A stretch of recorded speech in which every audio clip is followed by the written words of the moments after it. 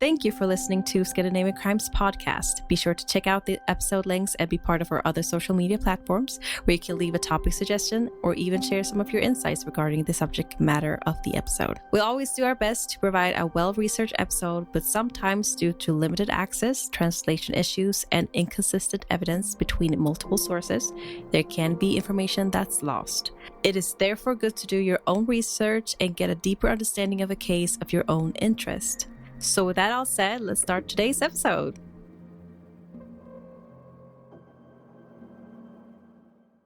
Welcome to Scandinavian Crimes. My name is Devante, and say hello to my lovely co-host, Delila. Hi. And on this podcast, we talk about famous Scandinavian criminals who made their mark throughout Scandinavian history. So welcome to another episode. I just want to say I hope you're having a lovely Monday. I hope you're enjoying your day or at least your morning if you're listening early or whenever you choose to listen. But today is going to be a very interesting, like I say, every episode, interesting case. On a cold November night in 1996, 16-year-old Malin Lindström stepped off a bus and vanished. What followed was not just a murder investigation, but a 26-year fight for justice. Evidence was found, questioned, and forgotten, only to resurface years later. Her family grieved while investigators hit one dead end after another, and with each passing year, the truth seemed further away than ever. Until one hidden piece of evidence finally brought the past back to life. So, when I tell you this is going to be something I think you'll be very interested in listening to, I mean it. But of course, you already know what I'm about to say. Grab your tea, grab your snacks. If you're on your way to work, tuck in your AirPods or your headphones on real tight and snug. Put yourself into that nice little corner on the bus or the train, because this is the story of Malin Lindström's murder case. On the cold evening of November 23rd, 1996, exactly 3 years after I was born, 16-year-old Malin Lindström from Devante stepped off the bus in the small industrial town of Husum in northern Sweden. Malin was on her way to meet a classmate. It was a short walk, the kind of distance any teenager would travel without a second thought. The snow crunched beneath her shoes as she started down the road. She should have reached her destination within minutes, but she never did. Malin's friend and her mother waited in Husum, glancing out at the empty street. When the minutes stretched into hours, unease grew. A call was made to Malin's mother, a call that sparked the beginning of every parent's worst nightmare. By the next morning, worry had hardened into dread. Malin had not returned home, and there had not been a word from her. The family reported her missing, and soon, Husum was alive with search efforts. Police officers joined neighbors, friends, and strangers alike, combing through frozen fields, riverbanks, and the narrow forest paths. The sharp beams of flashlights cut across the dark pine woods. Dogs barked and strained against their leash, following scents that led nowhere. Posters with Malin's photograph appeared in shop windows and on bulletin boards across the community, her face watching silently over a town, desperate for answers. But despite the days of relentless searching, there was nothing. Not a glove, not a footprint, not a single piece of evidence. Nearly 6 months later, on May 22nd, 1997, the silence surrounding Malin's disappearance was shattered. A man wandering the forest near Devante, out to gather plants, noticed something odd scattered across the mossy ground. At first, he thought it was nothing more than remnants of winter, scraps of wood, maybe debris left behind after the thaw. But as he bent closer, the shape became unmistakable. Soon after, the quiet forest was alive with flashing lights and uniformed officers. Police cordoned off the area, their grim suspicions soon confirmed. The remains were Malin's. Her body had been left in a lonely clearing, tucked beneath low spruce branches. It looked as though someone had returned after the snow melted, deliberately trying to conceal her. She had been bound with tape and suffered through sexual assault. Then, with a sharp object, a knife, her life was brutally taken. Pieces of her clothing and personal belongings were missing, which could have been crucial evidence for the investigation. However, the forensic teams moved carefully, combing through each and every inch of the ground. Nothing was too small to matter. Branches were lifted, fibers were collected, soil sifted. Then came the most crucial discovery. Among the findings was a barely visible semen stain on Malin's clothes. In 1997, Sweden's DNA technology wasn't yet capable of fully analyzing the sample, so it was clearly preserved at the State Forensic Laboratory, SKL, frozen and waiting for the day when advances in science might finally unlock the secrets it held. Suspicion soon fell on a 19-year-old from Husum, one of the last people to be seen with Malin that night she disappeared. From the very start, his statements to the police were inconsistent. At first, he claimed he had only walked part of the way with her and that there was another man next to her. However, other witnesses contradicted his account, insisting he was the last person seen with Malin that night. As investigators pressed for more details, his story shifted. Under growing pressure, he put forward a new claim, that Malin had offered sex for money. The accusation was as shocking as it was implausible, a statement so out of character that her friends and family rejected it outright, calling it nothing more than a fabrication. Investigators were unsettled. Something about a young man's changing story, combined with his calm, detached demeanor, set off many people's alarms. He seemed almost eerily unbothered by the gravity of Malin's disappearance, a fact that puzzled the officers who interviewed him. By August, the police had gathered enough suspicion to take action. The young man was arrested and subjected to hours of relentless questioning. During interrogation, he revealed knowledge of specific details that investigators had never even made public. He described the very type of tape used to bind Malin, information that only the perpetrator could reasonably possess.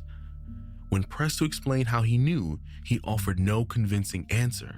Each response only deepened the cloud of suspicion around him, a careful tangle of half-truths, evasions, and uneasy silences. The case finally went to trial in early 1998 at the district court in, forgive me if I butcher this, Örnsköldsvik. That was really that was a one-time thing. No. Let's continue with the story, drawing intense local attention. For the prosecution, the task was steep from the outset. There were no eyewitnesses to the murder, no confession, and the forensic evidence was limited to fibers, tape fragments, and the faint semen stain that science at the time could not fully analyze. Instead, the state built its case around a web of circumstantial details. Prosecutors highlighted the young man's shifting statements, how his account of the night kept changing as investigators pressed him for more specifics. They emphasized that he had shown knowledge of the tape used to bind Malin, a detail never ever made public. Witnesses testified that he was the last person seen with her, contradicting his claims of parting ways earlier in the evening. The defense countered by attacking the investigation itself. They argued that the police had relied on aggressive questioning and confirmation bias, pressuring a nervous teenager into inconsistent answers. They pointed to the lack of clear motive, the absence of full DNA match, and the possibility that the investigators had mishandled or contaminated evidence during the long winter search. After weeks of testimony and deliberation, the district court found the circumstantial evidence convincing enough to secure a conviction. The young man was sentenced to 8 years in prison, a relatively low sentence because he had been 18 at the time of the crime and was still covered by Sweden's youth sentencing guidelines. For Malin's family, the verdict brought some measure of closure, but also left with a bittersweet sense of relief. Their grief remained raw. The pain of losing their daughter could never be erased. Yet at least now, for the first time since the winter night, someone had been held accountable. However, that relief did not last.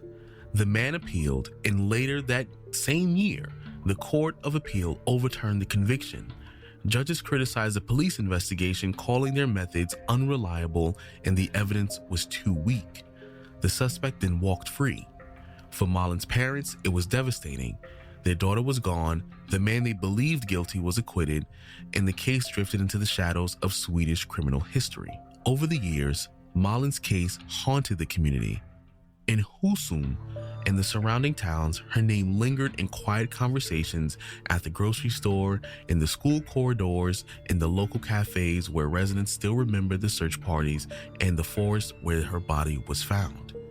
Journalists returned to the case again and again, each anniversary prompting new headlines and fresh questions about how justice had slipped away. In 2006, public attention spiked when speculation turned toward the Hagamannen, a notorious serial rapist who had terrorized nearby Umeå during the late 1990s and early 2000s. His pattern of violent sexual assaults led some to wonder if Malin had been one of those early victims. Investigators reviewed the possibility, re-examining the timelines and forensic reports to see if the cases could overlap. But Malin's family never accepted the theory. To them, the connection felt like a distraction, a sensational headline rather than a serious lead. Their suspicion never wavered. For them, the man acquitted in 1998 was the true killer.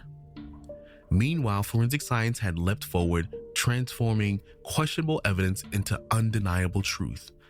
By the mid-2010s, the National Forensic Center, NFC, had technology capable of extracting DNA from evidence once thought unusable. As investigators revisited cold cases, Malin's file resurfaced. In November 2020, nearly 24 years after Malin's disappearance, the breakthrough came. Forensic experts succeeded in extracting a full DNA profile, and the results pointed unmistakably to the man who had been acquitted decades earlier. Despite the scientific breakthrough, prosecution remained legally complex. At the time of Malin's murder, Swedish law imposed a 15-year statute of limitations for serious crimes committed by offenders under 21. Because the suspect was 18 in 1996, there was an initial concern that the case was time-barred even with the new DNA evidence. The Swedish Supreme Court ultimately ruled otherwise. The court determined that the original indictment in 1998 halted the limitation period, meaning the legal clock had never resumed after the first trial. This decision cleared the way for new charges despite the passage of more than 2 decades. The second obstacle involved the DNA collection. Following his earlier acquittal, the suspect could not be compelled to provide a fresh sample. Investigators instead located a blood sample he had voluntarily donated for medical research in 2001, preserved at Uppsala University. With judicial authorization, forensic experts tested the sample and confirmed an exact match to the semen recovered from Malin's clothes. In 2022, the case returned to court. This time the proceedings took place in the Court of Appeal for Nedre Norrland in the city of Sundsvall. The hearing lasted 4 days, each one heavy with tension. Journalists from across Sweden filled the press benches while members of the public, some who had followed the case since the 1990s, queued for seats. Malin's parents sat only a few meters from the man they had always believed killed their daughter. He was now 44 years old, a middle-aged figure far removed from the 18-year-old who once faced the court. Throughout the proceedings, he maintained the same position he had held for decades. He denied any involvement. The prosecutor centered the case on the new DNA evidence. Experts from the National Forensic Center testified that the semen stain yielded a complete profile, an astronomical 1 in quadrillions match to the defendant.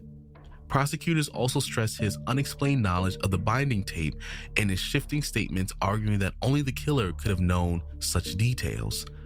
The defense countered by questioning the handling of the biological evidence over 24 years. They raised a possibility of contamination and stressed that the semen did not by itself prove murder. It only proved sexual contact.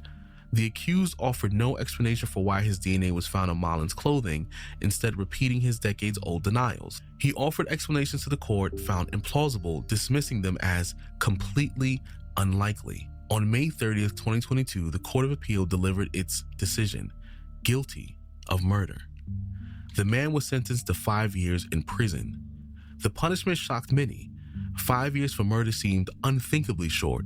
However, because Swedish law requires sentencing according to the statutes in place at the time of the crime, and because the defendant was only 18 years old in 1996, the court could not impose a life sentence. Instead, he received 5 years, a term reduced further by the extraordinary passage of time and the youth rebate applied to offenders under 21. The sentence stirred mixed emotions. While it confirmed the long-sought truth and held the killer accountable, it also underscored the constraints of the law and the years lost. For Malin's family, the verdict brought a measure of closure, but the weight of the grief and the sense of justice delayed for decades remained keenly felt.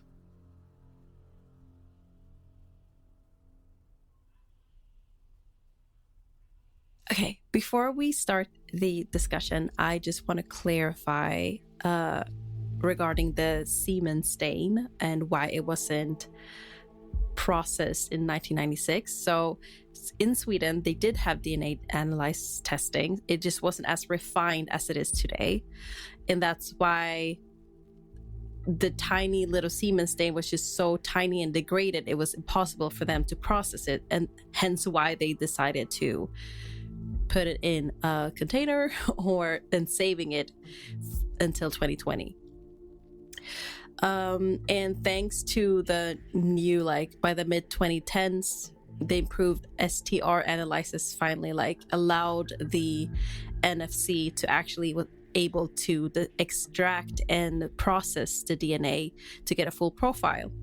So I just want to make sure that everybody understands that the DNA analyzing test existed. They just wasn't as refined as today. And that's all. So, yeah. Anyways, I want to talk about how I feel regarding this case, because I'm kind of torn between the legal system, if it failed the victim or if it actually did not and was working accordingly. So, you know how in the first trial, the prosecutor was heavily talking about the circumstantial evidence and how the interrogation was and whatever. And the Court of Appeal was later no, this is not enough to convict somebody. In itself, if you think about it, because he was the 18-year-old was 18-year-old, I feel like it is fair to not basically convict somebody with not enough proof and evidence to protect, the people. But I also feel like in itself, it's scary because he ended up being the murderer and the sexual assaulter, and he was able to be free, and he could have reoffended and everything during those years and either been unnoticed, or he could have been obviously they didn't find any DNA testing or anything in the system later after that case, but he could have done it unnoticed because he was able to escape from Malin's case. So I think it's kind of scary how I feel like the system in itself protects people in a sense, because I feel like it was fair, but also it's kind of scary that he was free for 2 decades. So that's why I'm little bit torn between did anybody do anything wrong, or was everything working accordingly? And I wonder what you think about it, Devante. Do you feel like this was fair, the way they were able to free him I'm talking about the first trial, not the second? Well, I'll say in general, obviously there's a theme we have going on here.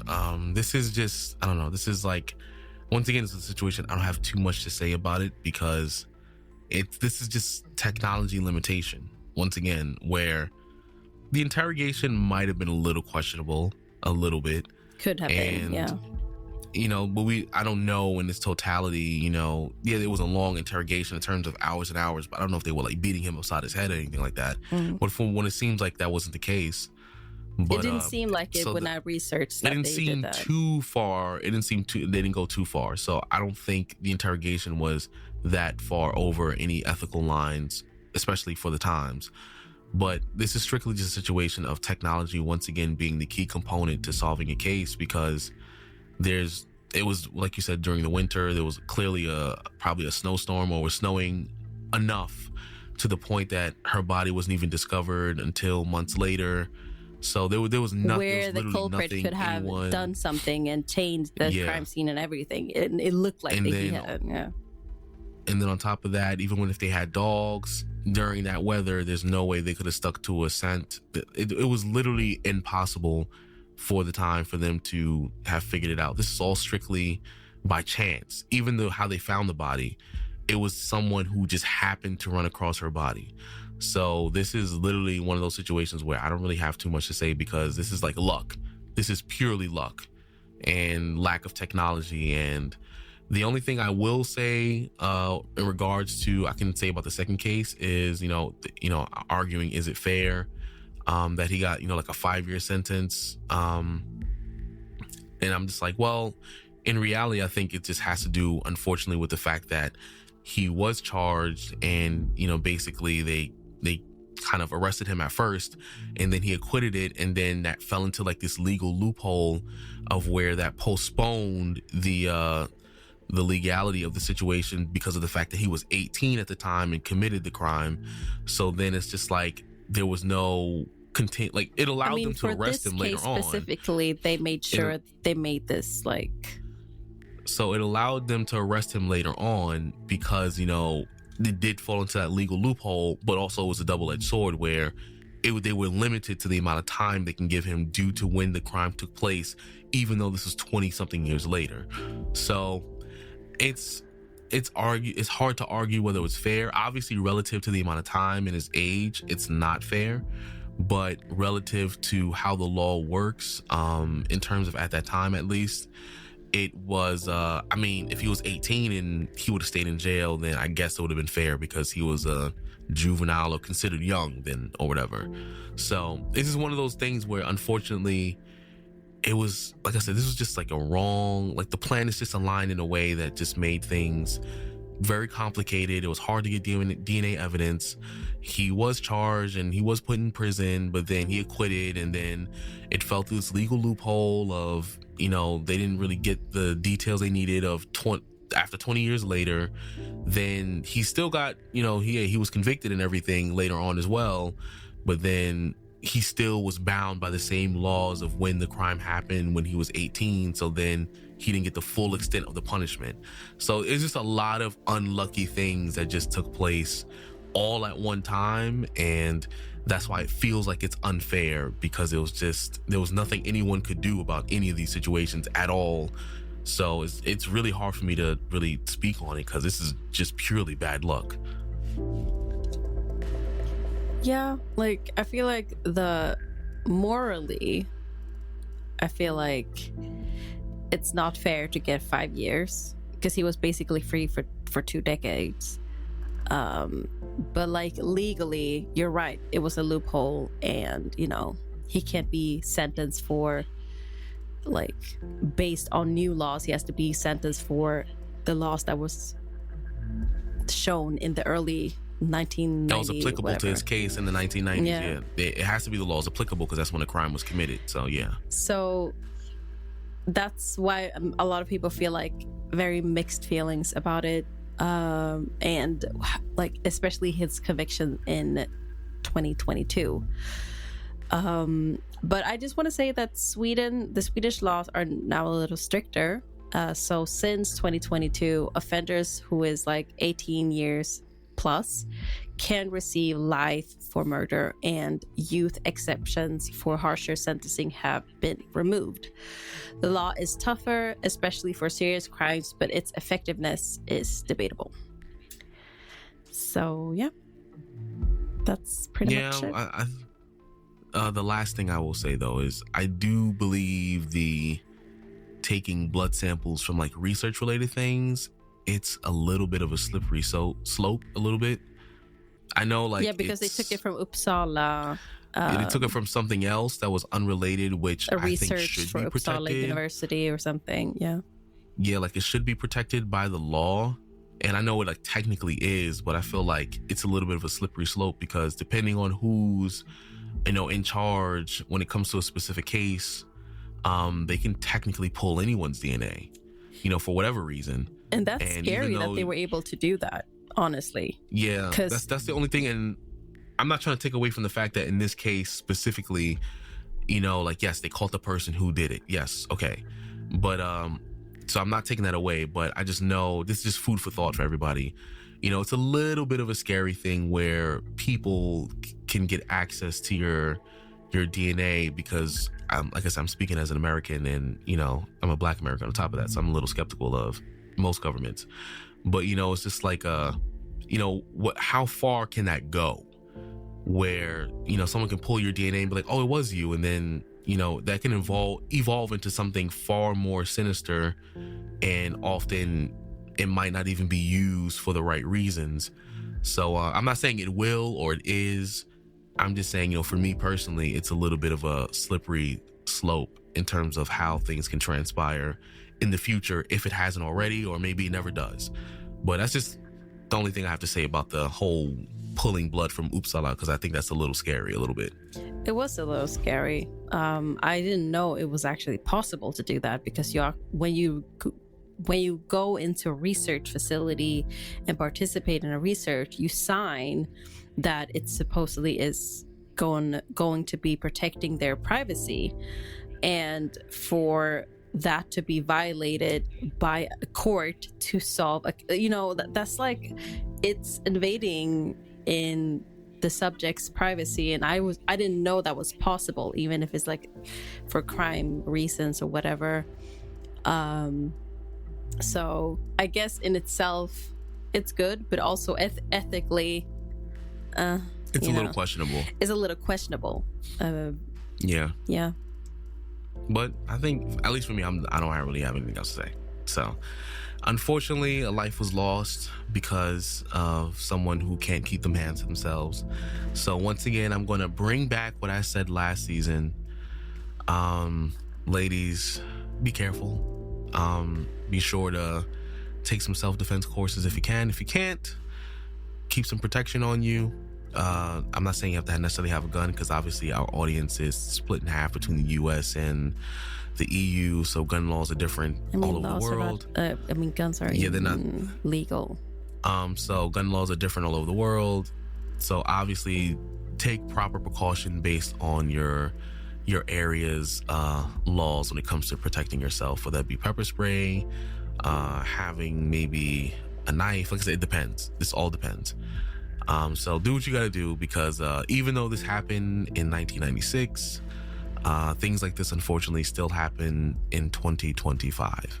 But even so you need though to be able to protect yourself. It was a cold case, it ended up being solved. So in itself, that's a huge accomplishment. Most cold cases never get solved. So I think it was a really good thing, at least, that the family got their closure, Yeah, but nonetheless, still take care of yourself, protect yourself, do what you got to do. I'd rather you get home to your family than we end up talking about a case because you never made it home because of somebody who couldn't keep them hands to themselves. So, that's pretty much what I have to say. Just, and always fight for your life. Every second, every day, do something. Either way, I appreciate y'all. And to end this unfortunate, but at least it was solved case on a positive note, let us do what we usually do, and that is talk about foods that we like, and to bring things more positively back around. Pumpkin pie.